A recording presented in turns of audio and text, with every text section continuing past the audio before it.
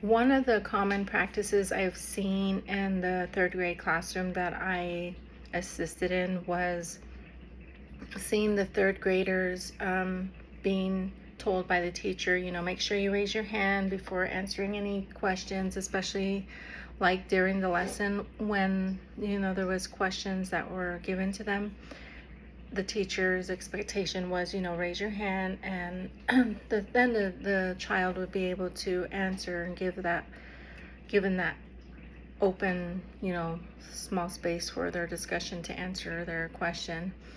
I think that it's one of those historical traditions, and it can also be a teacher intuition.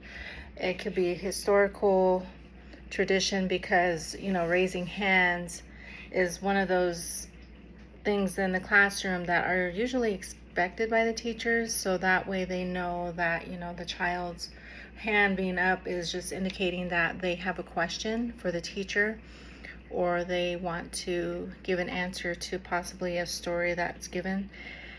And teachers do recognize, and the teacher that I did work with, she does recognize when the child raised their hand. She does acknowledge it, and she gives them that time to be heard, and gives each child that ability to have that time frame to get what they need to say, whether it's their answer or something about the story.